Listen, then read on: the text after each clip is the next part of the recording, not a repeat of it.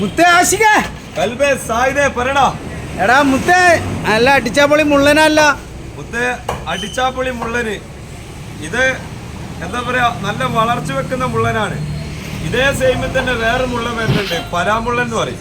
നല്ല വലുപ്പമുള്ള മുള്ളനാണ്, തലൊക്കെ നല്ല വലുപ്പുണ്ടാവും.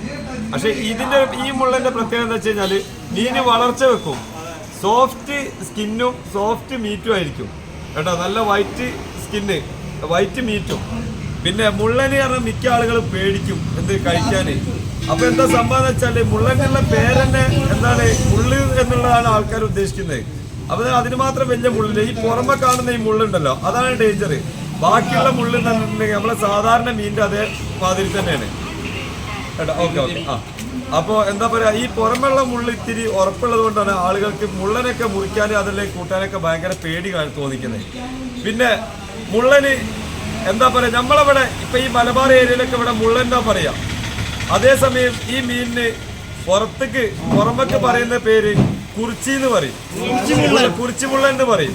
അത് നമ്മളിവിടെ പറഞ്ഞു കഴിഞ്ഞാല് അവര് മോശമായ ഒരു സംസാരമാണ്. അതുകൊണ്ട് നമ്മളെ ഈ ഏരിയയിലൊക്കെ മുള്ളൻ എന്നാണ് പറയാ കേട്ടോ. അല്ല, ചില ഭാഗങ്ങൾക്ക് എന്താണ് കുറിച്ചിമുള്ളൻ എന്നാ പറയാ കേട്ടോ. അപ്പൊ നമ്മളത് പറഞ്ഞോളൂ. അപ്പൊ ഏറെക്കുറെ അപ്പൊ ഇതാ ഇന്നത്തെ സ്പെഷ്യലാണ് മുള്ളൻ. പറയൽബേ ഒന്നില്ല മുത്തേ, പറയൂത്തേ. നിന്റെ ഈ അറിവുകള് വളരെ അപാരമാണ്. സൂപ്പർ അറിവാണ്. പക്ഷെ ആ പേര് ഇവിടെ പറഞ്ഞു കഴിഞ്ഞാൽ അടി പുറത്ത് വെക്കും. നടുപ്പുറം പൊളിയും, നടുപ്പുറം എല്ലാം കടപ്പുറാവും.